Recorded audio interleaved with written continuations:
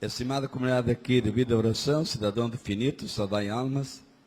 Deus nosso Senhor nos abençoe, guarde e proteja nesse dia, nesse domingo, aonde nós renunciamos todas as outras coisas do mundo e aderimos àquilo que é próprio da vontade divina.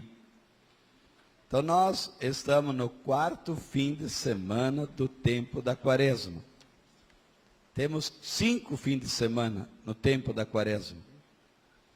Só para a gente recordar a história, como a liturgia funciona e aonde ela quer nos conduzir, então nós vamos lembrar esses dias. O primeiro fim de semana é conhecido nosso, aonde Jesus vai no deserto, é levado pelo Espírito no deserto, e lá no deserto ele jejua 40 dias e 40 noites. E no final é tentado pelo diabo. Moral da história. Nós, a pessoa, quanto mais busca a santidade e a perfeição, a porta é cada vez mais estreita. E a porta sendo estreita, é evidente que a força do maligno tenta nos derrubar. Quando nós saímos hoje, no dia que vocês saíram, quinta, sexta-feira, vocês saíram de casa, parece sempre dizer que tem isso para fazer, mais aquilo, tem um monte de coisas para serem feitas. E outros irmãos nossos na fé, de repente, gostariam de estar aqui, ou a doença, ou a situação da vida de cada um, não estão aqui. Nós, de repente, domingo de manhã, quando estamos nos ajeitando para ir até a Santa Missa, de repente vem o vizinho, vem isso, vem aquilo, um monte de gente para tentando atrapalhar a nossa caminhada para Deus. Porque Deus mostra o caminho. E além de mostrar o caminho, orienta e guia para seguir esse bom caminho. Então, não é porque nós somos cristãos católicos praticantes, conscientes, maduros nessa fé, de que nós não somos tentados. Nós somos os primeiros a sermos tentados. E a força do mal faz de tudo para tentar destruir esse princípio bom. No segundo fim de semana, lembra que Jesus tomou 3 testemunhas junto com ele, para dizer o que vai acontecer para nós, para mim, para você, para todos nós, depois do caixão. Para onde a gente vai e o que acontece depois do caixão. Ele pega 3 testemunhas, Pedro, Tiago e João, vai no alto da montanha, e no alto da montanha se transfigura, vai além da figura, além da imagem. Todas as mães entendem aquilo que eu vou falar agora. Quando a mãe estava grávida, chegou a dores de parto, o filho disse assim: ô mãe, eu gosto de você, mas vou deixar o seu corpo para trás e eu preciso partir. E se ele não tivesse feito, o que ia acontecer?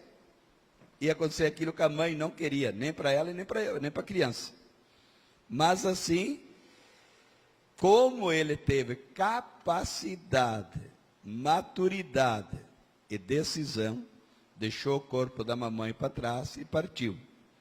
Depois do nosso caixão, vamos passar para cá. Depois do nosso caixão, nós vamos deixar para trás o nosso corpo. Vai chegar um dia e a hora, um momento, que eu e você também, nós, vai chegar aquele exato momento que a gente diz assim: eu não preciso mais deste corpo. Vou deixar ele para trás, e com isso sai de nós a essência da vida, a alma, a vida e o espírito. Mas como vai ser do outro lado? Lembra que Pedro, Tiago e João viram que Jesus estava falando com Moisés e Elias, que já tinha morrido há muito tempo antes. Então, o que vai acontecer conosco depois dessa vida, depois do caixão? Nós vamos continuar falando, vendo, ouvindo, pensando e sentindo. Mesma coisa. Nós vamos ter a maior e melhor Páscoa do mundo, quando Deus chega e diz assim: está na hora. E nós tivermos a alegria, Deus vai ter a alegria de separar a nossa matéria da nossa essência. E nós aí vamos ser plenamente Quem mora em Cristo, conforme diz hoje o Santo Evangelho, com o dever cumprido, então nós vamos ter a graça de sermos plenamente felizes, plenamente livres e plenamente realizados. Somente isso acontece depois que a gente chama de morte. Morte da matéria e a plenitude da vida, que é a nossa essência. Domingo passado, então, terceiro fim de semana, falava que Jesus fez um chicote, entrou no templo, passou o chicote em muita gente, derrubou mesas, espalhou moeda. Não faça da minha casa uma casa de comércio. Mas que casa ele está falando? Essa minha casa. Tem tanta gente que vende o corpo para fazer dinheiro. Tem outra gente que usa da capacidade que Deus deu para fazer, de repente, aquilo que não deve fazer. E lembra que aqui a leitura de hoje, a liturgia diz o seguinte, que a fé é dom de Deus. Vamos repetir? A fé é dom de Deus. Não é mérito nosso, é dom de Deus. Nós temos que pedir a fé. Nós temos que pedir essa graça de Deus. Então, moral da história, domingo passado. Não vamos fazer, não fazer do meu corpo algo que não agrade a Deus. Não fazer do meu corpo um comércio. Vamos repetir. Eu não quero fazer do meu corpo um comércio. Então eu tenho que cuidar o que eu faço, etc. Hoje, ele fala, assim como Moisés levantou a serpente no deserto, será também levantado o Filho do Homem. É que nós não lemos toda a Bíblia aqui, né? Mas nós todos sabemos e temos conhecimento. Como o povo se perverteu, abandonou Deus, ignorou as normas, as leis, os estatutos divinos, e ele disse assim, não precisamos mais de Deus. Eu vou ser dono de mim mesmo. Eu faço o que eu quero, do jeito que eu quero, da maneira que eu quero. Pronto, Deus fica de lado. Deus não existe. Aí Deus fez o quê? Ele chamou de volta o seu povo. Como ele chamou de volta? Mandando uma maldição. Sabe que Deus amaldiçoa? Não, Deus não amaldiçoa. O Filho de Deus não veio para condenar, nem para destruir, veio para salvar. Mas então ele fez o quê? Ele mandou serpente. E toda pessoa que era mordida pela serpente, ela morria. Aí o povo se deu conta, as serpentes vieram, porque nós abandonamos o mandamento do Senhor. Nós quebramos a aliança que tínhamos com Deus. Deus realizou uma aliança conosco. E nós fizemos um juramento com Ele. E esse juramento nós quebramos. Aí veio e diz assim, ô Moisés, vamos repetir, ô Moisés, intercede por nós junto a Deus. Não queremos morrer.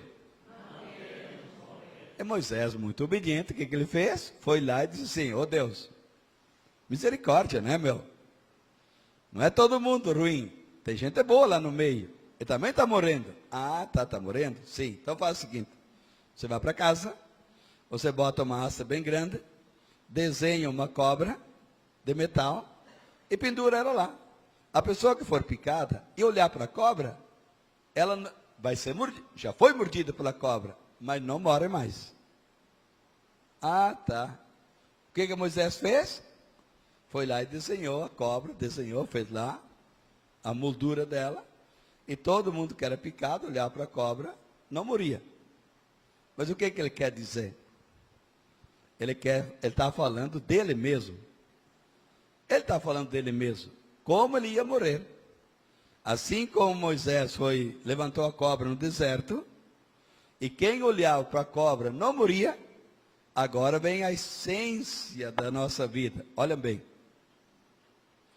O Moisés desenhando a cobra, a pessoa, o ser biológico daquela pessoa não ia para o caixão.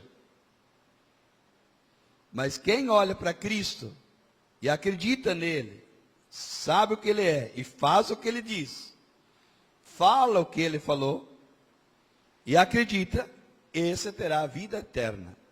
Não só não morre biologicamente, mas ele também recebe um corpo glorioso que nunca mais vai morrer. Esse é o verdadeiro símbolo. Cristo Jesus, a essência da vida. Quem nele crer, tem a vida eterna. Quem nele não acreditar, por si mesmo já está condenado. E aquele que acredita nele, esse anda na luz e gosta de falar da luz. Mas aqueles que não acreditam nele, não gostam de estar na luz, porque a luz denuncia a maldade e o pecado de cada um. No próximo domingo, que é o 5º fim de semana do tempo da quaresma, então o símbolo é o trigo. Se o grão de trigo não morrer, ele permanecerá só.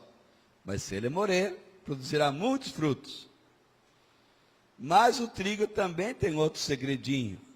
Se eles não se deixassem moer, nós não teríamos o pão. É na verdade. Mas o que ele quer dizer? Ele quer dizer o seguinte: Deus, eu sou Deus, eu devo estar no seu comando. E você vai fazer, se quiser ter a vida eterna, quer estar sempre comigo, você tem que obedecer a minhas normas, minhas leis, meus estatutos. Não é porque as mulheres são modernas de hoje em dia, parabéns para todas elas, que dia 8 era o dia da mulher, por causa da mulher eu estou aqui, e por causa das mulheres vocês também estão aqui. Por causa da mulher, a mulher também tem mãe, ela se torna mãe. E os homens também aparecem por causa disso. Vamos lá. Veja bem a essência que existe no próximo domingo. Ele está nos preparando que daqui a 15 dias, eu, você, todos nós, devemos colocar dentro da nossa casa aquele sinal da esperança, de uma nova vida, do novo ser, um novo homem, novo ser, e vai nos preparar para sábado santo. Vos tirarei o coração de pedra e vos darei um coração de carne. Não é bonito? Então a liturgia está nos preparando para isso. Então agora nós olhando aqui para a nossa escada para o infinito, se nós olharmos para essa escada, nós vamos já perceber o seguinte: o nosso retiro é bastante comprido. 8 dias, sem contar a vinda, sem contar a volta. Ok? Esse retiro é tão comprido que hoje já foi 25% do tempo dele. Amanhã, nesse horário, ele já completou mais do que 33%. Então nós sabemos que no retiro, agora nós vamos começar a cair como que fosse em depressão. Quem faz um retiro bem feito, nós sabemos que ele chega em alta, ele começa a cair dentro de si, e ele começa como que indo para uma pequena depressão, que é abaixo, como que fosse abaixo do nível do mar. Para depois nascer um novo homem, uma nova mulher. O retiro faz isso. Nós estamos com o nosso orgulho, com a nossa vaidade, com a nossa arrogância, com a nossa prepotência, aquela coisa toda, para de repente ir nos qualificando e tirando de nós, começando pelo nosso querer, pelo nosso compreender e pela nossa decisão. Cisar é cortar. Por isso que a escada, de repente, vai cortando o que não convém e vai repondo o que é necessário. Vai substituindo. não é bem substituir. A gente não substitui nada. A gente, quando tira, deixa de existir. E nasce coisas novas. Uma não substitui a outra. Então estamos nesse período, todos nós sabemos aqui, que nós estamos dentro dessa fase, entre hoje, amanhã, terça e quarta. Então, até amanhã de noite nós estamos descendo. Terça, quarta, está no mais profundo do poço, no nível mais baixo, para depois começar a subir na quinta, na sexta, sábado o propósito, fechando e abençoando e festejando, indo para casa. A vida funciona assim, psicologicamente é assim que funciona. Todo retiro funciona dessa maneira, dessa forma, independentemente de quantos dias tem o retiro. Então nós estamos com um retiro inaciano. É quase um retiro inaciano.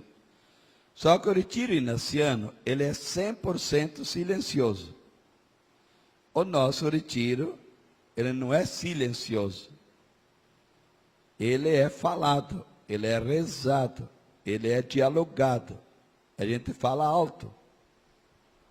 Não é que Deus é surdo, mas o nosso coração, ele vem até a boca e a boca não fica quieta. Ela precisa falar, precisa dizer naquilo que a gente acredita e aposta. Vamos voltar agora para a liturgia. Pensa você que saiu de casa, já subiu alguns degrauzinhos e já está aqui no segundo. Nós queremos chegar lá. Então hoje aqui, a Santa Missa, você vai agora pensar, começa a pensar agora, em você. Segundo, quem está rodeando você lá na sua casa. Fala o nome deles em silêncio. O Pedro, a Joana, a Maria, a Andréia, os filhos, neto, bisneto, o esposo, a esposa. Aqueles estão mais perto de você, lá no seu trabalho, onde você passou, etc. Vamos colocar todos eles aqui agora. Nós também temos gente que, de repente, a gente não gosta muito. A gente não tem tanta afinidade com algumas pessoas. Bom, nós já pedimos perdão. Nós já nos confessamos. A gente já diz, não quero mais isso. Bom, mas você sabe que a mancha sempre fica. O perdão existe, é perdoado, porém a marca do pecado sempre fica. O pecado não fica, mas o sinal, a marca fica. Quando a gente corta um dedo, aí fica a sacristia. Então a gente fica a marca para sempre. Segundo passo. Vamos tentar olhar para alguns santos. Pode ser? Então nós vamos olhar para uma garotinha. Uma garotinha de 17, 18, quase 19 anos.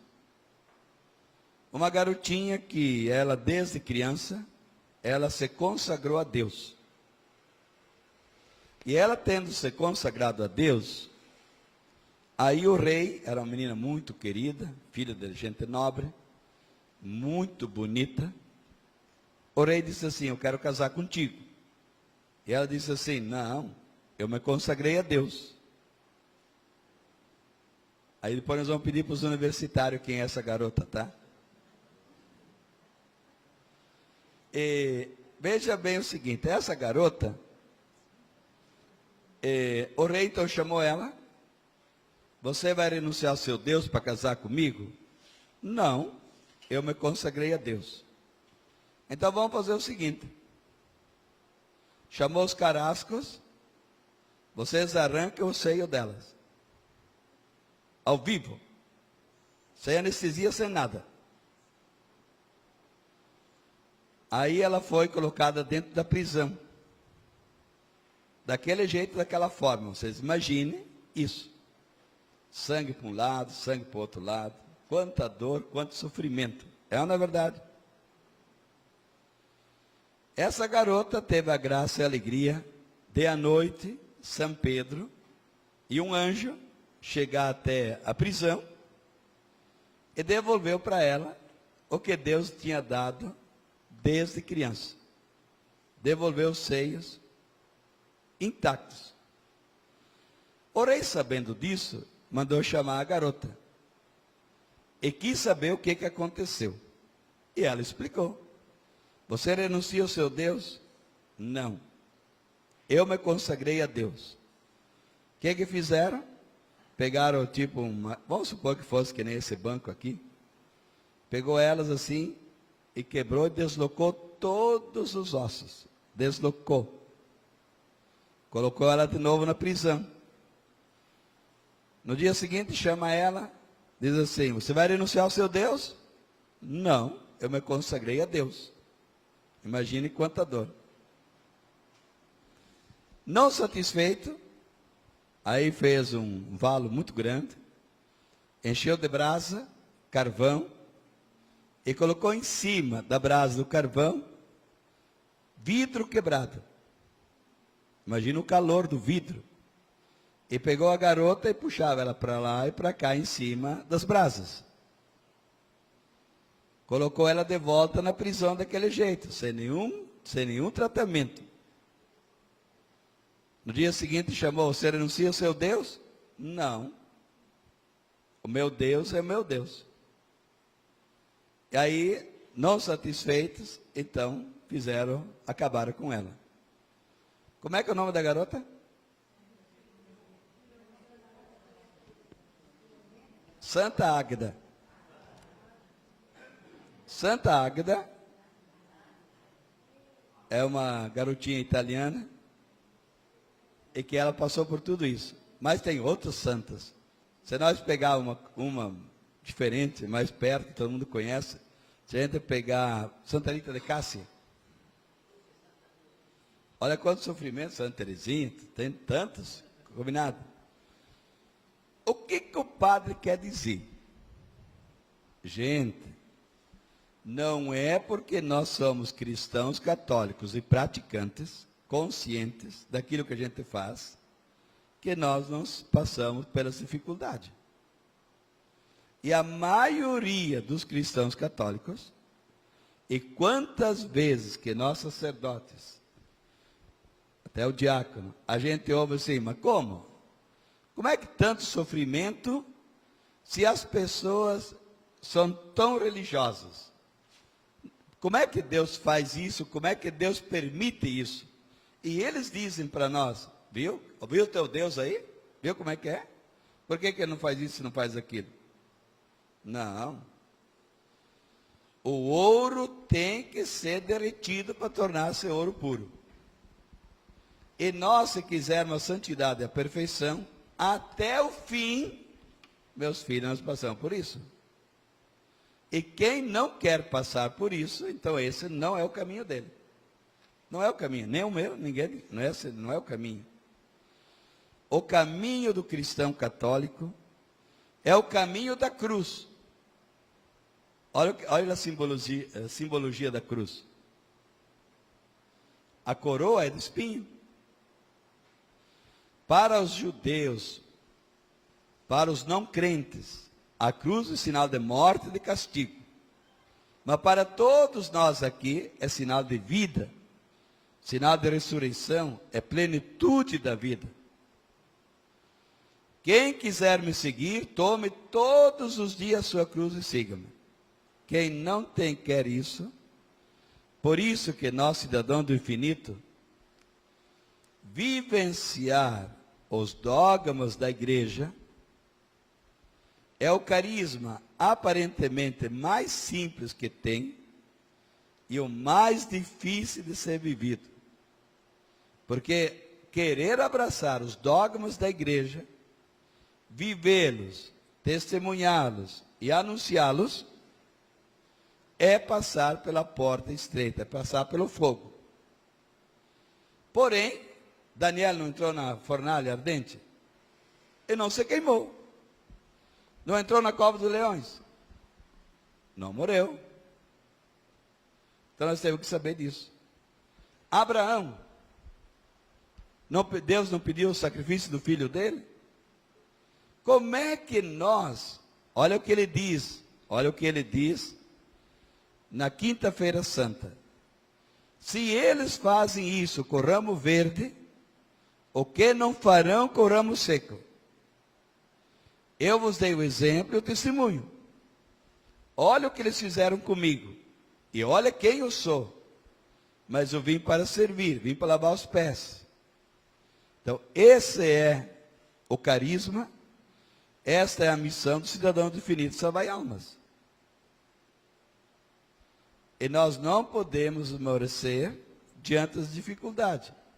Muitas vezes a gente fica assim, os apóstolos cresciam em qualidade e quantidade. De repente nós crescemos em qualidade e de repente a quantidade não é correspondente à qualidade. Mas nós não podemos abaixar a cabeça, porque a história é de Deus. O carisma não é nosso. O carisma não é salvar almas que produziu o carisma. Não foram os cidadãos definidos que criaram, inventaram um carisma. Deus dá o carisma que Ele quer. E Ele faz acontecer do jeito que Ele quer. Porém, nós temos que saber ouvir, entender, compreender, e temos que ter principalmente três dons do Espírito Santo.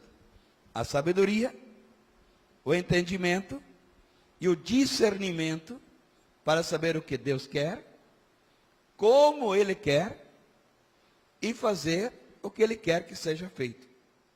Que Deus nos conceda essa graça. Creio em Deus Pai Todo-Poderoso.